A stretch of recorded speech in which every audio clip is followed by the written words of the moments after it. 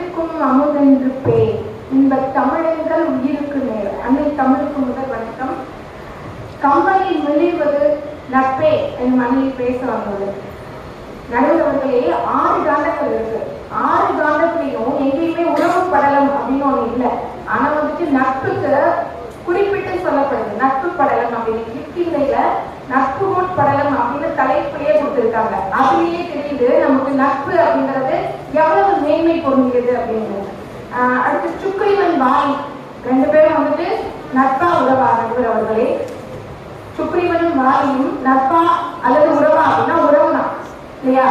உறவு எவ்வளவு துன்பம் தரும் அப்படிங்கிறதையும் அதுல இருந்துதான் பார்த்து தெரிஞ்சுக்கிறோம்.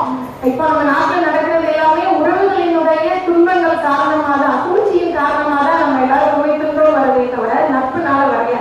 அந்த உறவுகள் கொடுக்கக்கூடிய துன்பத்துக்கு பெரிய மருந்தா இருக்கிறது தான் நம்மளோட நட்பு அப்படின்னு சொல்றேன். அது நம்மளோட ராமாயணத்துல நிறைய இடத்துல பிரதிபலி. உறவுகள் நோய் சொல்றீங்க, நட்பு மாத்திரம் சொல்றீங்க. அதாவது சுக்ரீவனுக்கும் வாலிக்கும் இடையில இருக்கக்கூடிய உறவு சகோதரர் உறவு இல்லையா? தன்னோட சபை பின்னம் இருக்கக்கூடிய அந்த ரத்தத்துல ஊறிய உறவு தான் இல்லையா? அந்த உறவை வந்துட்டு சுக்ரீவனை வந்துட்டு வளைக்கும் போது அவரு ஓடி ஒளிந்து அந்த மந்தரை மலையினுடைய உச்சி பகுதிக்கு போயிடுறாரு. அங்க போய் ஒளிஞ்சிருக்கும் போது அவரோட படை தளபதி அமைச்சனா இருக்கக்கூடிய அனுமன் வந்துட்டு நீங்க பயப்படாதீங்க, அது யாருன்னே தெரியல, யாரோ ஒரு 2 பேர் வந்து காட்டில வில்லோட காட்டணும்னா பயந்து தன்னோட அண்ணன் அனுப்பிய தன்னை கொலை பண்றதுக்கு அண்ணன் அனுப்பிய இருவரும் அப்படின்னு பயப்படுறாரு. அந்த இடத்துல அனுமன் தான் சொல்றாரு, யாருன்னு நான் போய் பார்த்துட்டு வரேன்னு. எந்த உறவுமே போய் வந்து நம்மளோட துன்பத்துக்கு மருந்தா இருக்காது. அந்த இடத்துல போய் நட்பு தான் வந்துட்டு காப்பாத்துச்சு இல்லையா? போய் யாருன்னு அறிந்து வந்து அனுமன் கிட்ட ராமனை பத்தியும் ராமன் கிட்ட அனுமனை பத்தியும் சிறப்பான ஒரு அறிமுகம் கொடுத்தது அனுமன் தான் நடுவர்களே, எந்த உறவும் இல்லை. அப்போ அனுமன் சொன்ன உடனே சுக்ரீவனும் நம்புற ராமன் கிட்ட போறாங்க. நம்ம திருக்குறள்ல ஒரு குறள் ரொம்ப சிறப்பான குறள் என்னன்னா, எப்பொருள் யார் யார் வாய் கேட்பினும் அப்பொருள் மெய்ப்பொருள் காண்பது அறிவே அப்படின்னு சொல்லி இல்லையா? எப்பொருள் யார் யார் வாய் கேட்பினும் அப்படின்னு எந்த பொருள் சொன்னாலும் யாருன்னு பார்க்கல. என்னன்னா ஏன்னா அந்த இடத்துல நட்பு இல்லையா? அதனால அனுமன் சொன்ன வார்த்தையை ராமன் அப்படியே நம்புறாரு. வாலிகிட்டையும் சுக்ரீவன் கிட்டையும் இருக்கிற பகையினுடைய காரணம் என்ன அப்படின்னு தெரிஞ்சுக்கிறாரு. தெரிஞ்ச உடனே எதையும் யோசிக்கல, நான் வந்துட்டு துணையா இருக்கேன். என்ன சொல்றாரு அப்படின்னா, உன்னை செற்றார் என்னை செற்றார். செற்றார் அப்படின்னா உன்னோட உறவுலாம் என்னோட உறவு, உன் கிளை என் கிளை அப்படின்னு ராமனோட வாயில இருந்து வருது. நண்பர்களே, எந்த உறவுமே அங்க வரல. இன்னைக்கும் சொல்றோம், நம்மளோட நண்பர்கள் மத்தியில நம்மளோட அம்மா அப்பா நண்பனுக்கும் அம்மா அப்பா, நம்மளோட அக்கா தங்கைலாம் நண்பர்களுக்கும் அக்கா தங்கை, அது அங்குதான் வந்திருக்கிறது.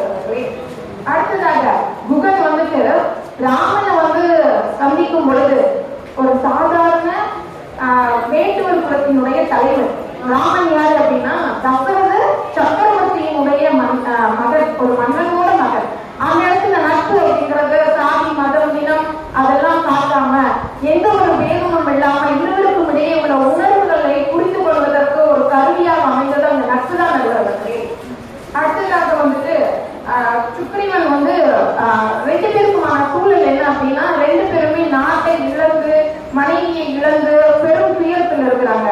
அந்த துயரத்தில் தோல் கொடுப்பதாக இருக்கிறது அந்த நட்பு தானே. நட்பு கொடுக்குங்க, கெடுக்காது இல்லையா? என்னென்ன கொடுத்துச்சு அப்படின்னு சொன்னா, உறவால இழந்த நாட்டையும் தன்னோட பதவியையும் மீட்டு கொடுத்தது அந்த இடத்துல நட்பு தானே. வாலிக்கு வந்துட்டு ராமன் உன்னோட அரியணையில அமர்த்தி பார்க்கறது அப்படிங்கிறது பெரிய விஷயம்.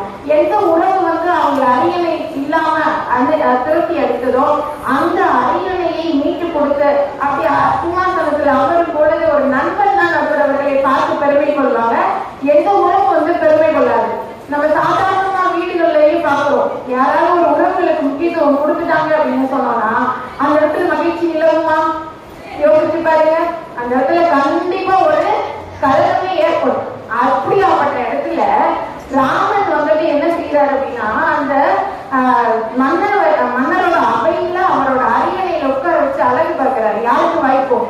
நட்பு மட்டும்தான் எல்லா நேரத்திலையும் கை கொடுக்கும் அப்படின்றத நம்மளோட கம்பராமாயணத்துல அதிகமாக மிளர்வது நட்பு சொல்லி விடைபெறுகிறேன். நன்றி. என்ன சொல்றாங்க அப்படின்னா, ஒரு நட்பு இப்ப 2 பேர் இருக்காங்க. டாக்டர் சார் இருக்காங்க, டாக்டர் ஒரு பெரியவர் இருக்காரு. வீட்டுல என்ன பண்றாங்க, உங்களுக்கு அந்த சொத்தெல்லாம் கொடுக்க முடியாதுங்க, அந்த ஒரு காடோ ஒரு தோட்டமோ ஒரு மாளிகையோ இருக்கு, அதெல்லாம் உங்களுக்கு கிடையாதுன்னு சொல்லி வீட்டுல சொந்தக்காரங்க சொல்லிடுறாங்க. ஆனா பக்கத்துல உள்ள டாக்டர் நட்பு என்ன சொல்றாரு, பரவாயில்ல அது போனா போகுது, என்னோட மாளிகை உங்களுக்கு தரேன்னு சொல்றாரு. இதுதான் கம்பராமாயணம் கொடுத்து நட்பு வந்து கொடுக்கும், குரு வந்து கெடுக்கும் கம்பராமாயணம் சொல்லுகிறது என்பதை மிக தெளிவாக சொல்லுகிறார். அவருக்கு அனைவரும் சார்பாக வாழ்த்துக்கள், பாராட்டுகள். நாம நடக்கிறது எல்லாமே இன்றைய சூழல்ல கலியுகத்துல நடப்பதை யாரும் கம்பராமாயணத்தை கம்பர் வந்து பல நூற்றாண்டுகளுக்கு முன்னாடியே எழுதி வைத்த ஒரு மகா காவியத்தை தான் நாம் இங்க பேசிக் கொண்டிருக்கிறோம். வாழ்க்கைக்குரிய ஒரு காவியம். எது தேவையோ, யாருக்கு என்ன தேவையோ எல்லாம் அதை கொட்டி கிடக்கு. நாம எது வேணுமோ அதை எடுத்துக்கலாம். தற்போது இதற்கு பதில் சொல்ல வேண்டும் இளம் பேச்சாளர் பொறியாளர் கிருஷ்ணன் அவர்களை அன்போடு அழைக்கிறேன்.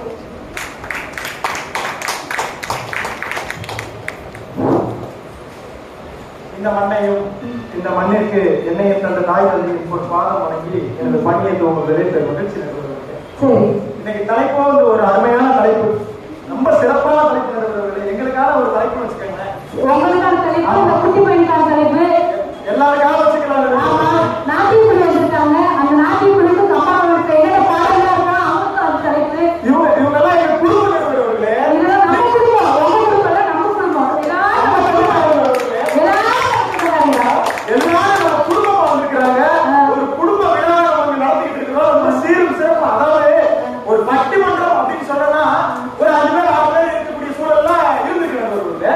அதே மாதிரி நம்ம அந்த மாதிரி பேசும்போது கூட பாத்தீங்கன்னா நாங்க எப்படின்னா சொல்லி ஆகணும், அந்தமானுக்கு போயிடணும். அந்தமானுக்கு பட்டிமன்றம் உடனே திருக்குறள் மாநாடு இருந்துச்சு. அதுல திருக்குறள் பட்டிமன்றம், திருக்குறளுக்கு திருக்குறள் காட்டு வாழ்க்கை நிர்வாகிக்கு அறமா பொருளா என்ற தலைமையில எங்க குழு வந்து அந்தமான பட்டிமன்றம் நடத்த போயிருந்தோம். போன வாரம் டெல்லி தமிழ்ச்சங்கத்துல பட்டிமன்றம் நடத்த போயிருந்தோம். அடுத்து வந்து பெருமுத்துல போறோம், மதியம் வந்து பெருமுத்துக்காரங்க வர்றாங்க, நிகழ்ச்சிக்கு வந்துட்டு இருக்காங்க. அப்போ வந்து அந்தமானத்தை பார்த்த நிகழ்வு தான் எங்களை பார்த்தவங்க அந்தமானத்தை பார்த்த பட்டிமன்றத்தை கேட்கறதுக்காக வந்துட்டு இருக்காங்க. அந்தமானக்காரங்க வந்துட்டு இருக்காங்க. அந்த அந்தமானுடைய ஒரு கதையை அந்த சொல்லி கண்டிப்பா சொல்லணும். அது யாருக்காக அப்படின்னா, இந்த சிவன் இல்லாம சக்தி இருக்கிற மாதிரி எங்க பட்டிமன்றம் போட்டாலும் சத்தியமா இல்லாத மேலே கிடையாது. அப்படிப்பட்ட ஒரு மேடையில எங்களை எல்லாத்தையும் ஒரு பிள்ளைகளா பார்த்துக்கிட்டு ஆசைப்பட்டு அரவணைச்சு கூட்டிட்டு வந்துகிட்டு பிளைட் டிக்கெட் நடவுல இந்த விஷயத்தை ரொம்ப எல்லா இடத்துலயுமே நடுவர்களே வந்ததே லேட்டு. அதாவது பிளைட் ஏறதுக்கு 1/2 மணி நேரத்துக்கு முன்னாடி தான் வந்தாங்க. வந்துட்டு என்ன பண்ணாங்க, அவங்க அண்ணனை பார்த்த ஒரு சந்தோஷத்துல, அதாவது எப்படி ஒரு உறவின் முறையில பார்த்துட்டு சீதை எப்படி ராமன் பாப்பனா அதே மாதிரி அண்ணன்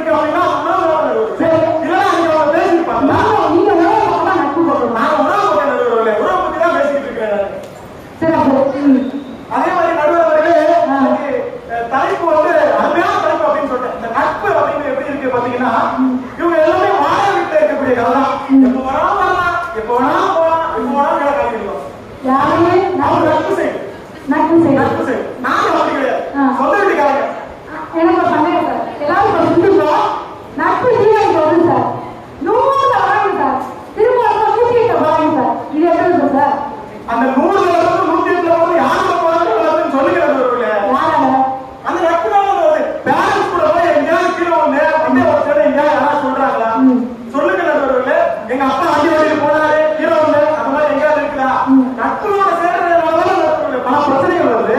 சரி நண்பர்களே அங்கெல்லாம் சுத்தாம நம்மளுடைய கதாபாத்திரத்துக்கு இப்பதான் ஆரம்பிக்கவே கூடாது. கம்பெனி பெரிதும் விழுவது நட்பாகும் அப்படின்னு ஒரு 4 பேர் பேசிருக்காங்க. ராஜாவை பத்தி ரொம்ப பேசப்படுறது சொல்லணும். எப்படி அப்படின்னா அவர் வந்து ஒரு அன்பன் மாதிரி எல்லா விஷயத்தையும் தூக்கி போட்டு செஞ்சுட்டு அதாவது எப்படி ஒரு சீதையை எப்படி பாதுகாத்துக்கிட்டாரோ ராமன் போய் அன்னையே அப்படின்னு சொன்ன மாதிரி எப்படி ஒரு அன்பன் செஞ்சாலும் அந்த மாதிரி எல்லா விஷயமும் இந்த முத்தமிழ் மாவட்டத்துக்காக செய்வார். அது எந்த ஒரு மாற்ற கருத்து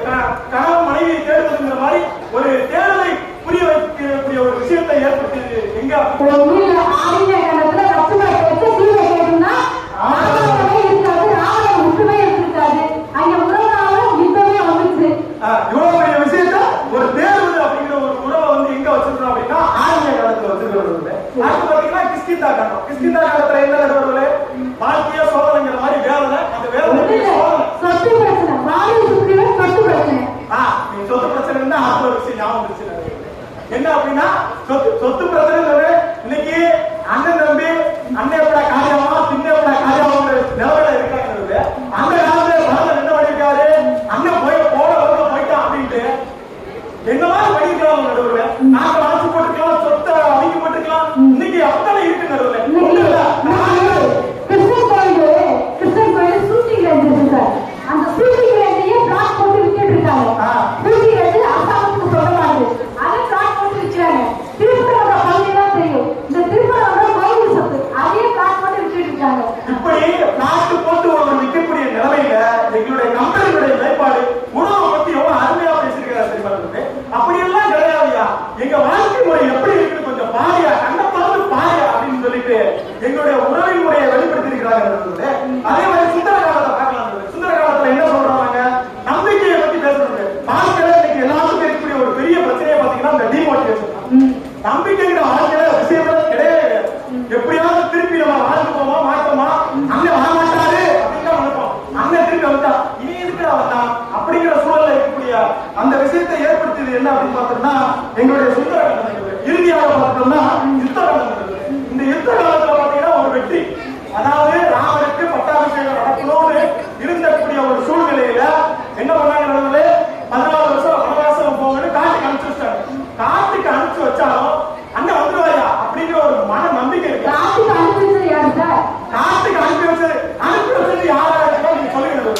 கைகை இல்ல சொல்ல கைகை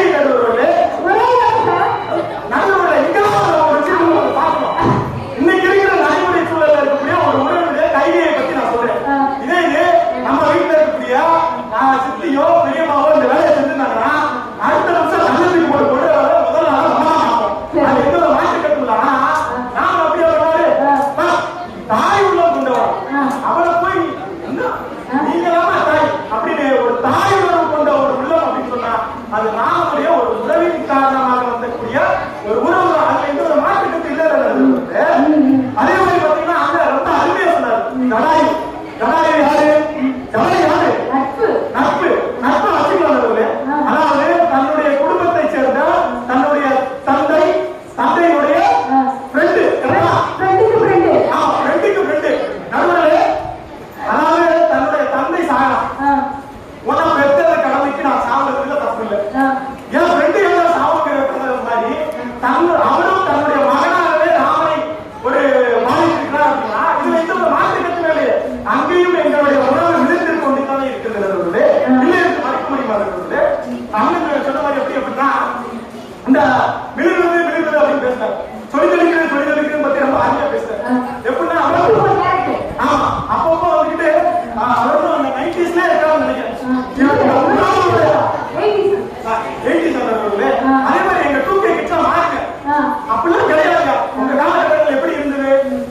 இல்ல அந்த தாயை துன்பப்படுத்தக்கூடாது அப்படிங்கிற ஒரு விஷயத்த கம்பன் சொன்ன ஒரு விஷயத்த நாங்க இந்த அளவுக்கும் பாரம்பரியமா போட்டு வைக்கிறோம் அப்படின்னா அது எங்களுடைய 2K கிட்ஸ்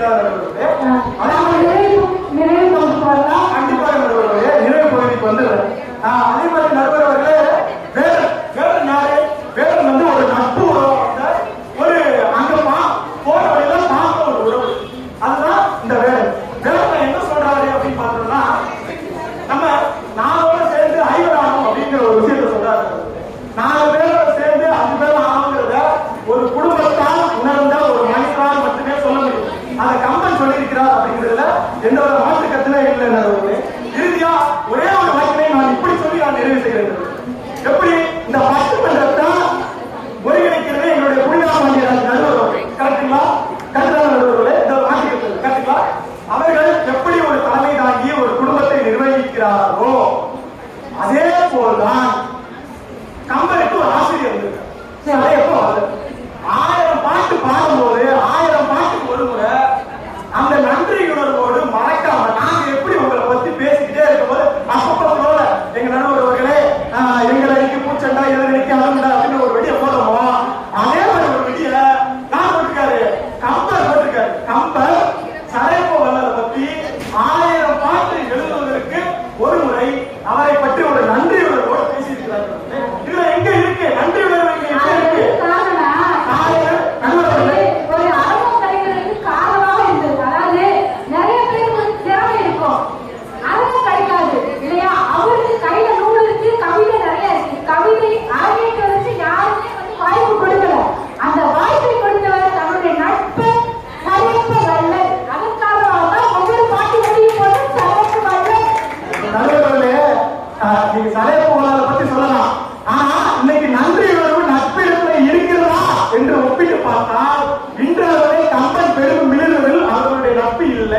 அப்படிங்கறத ரொம்ப ஆழமா பேசுறாங்க. 1000 பாட்டுக்கு ஒரு முறை நன்றியை விசுவாசமா நன்றி சொல்ல உங்களுக்கு வார்த்தையில எங்க இப்படி சொல்லிட்டீங்கப்பா.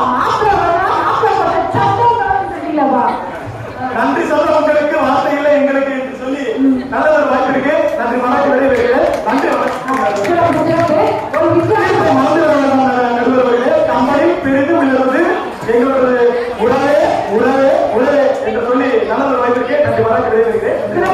ஒரு வித்தியாசமான நோக்கில வித்தியாசமான பாதையில நவீன நாட்டோட இன்னைக்கு ஒரு ஆலயத்துல வந்து இணை பேச்சாளர் பொறியாளர் அப்துல் கலாம் அறக்கட்டளையில நிறைய வைத்துக்கொண்டு ஒரு சிறிய அறிவிப்பு. நம்மலாம் வீடு மாதிரிதான் இது. தேநீர் அறிவிச்சு அந்த தேநீர் போக்குக்கு அங்கே வந்து குப்பத்தட்டி இருக்கு. அந்த குப்பத்தட்டியில பணியோடு ஒருமாறு அன்போடு இருக்கு. இது வந்து சொல்றது கல்லூரி நிர்வாகம். அடுத்தபடியாக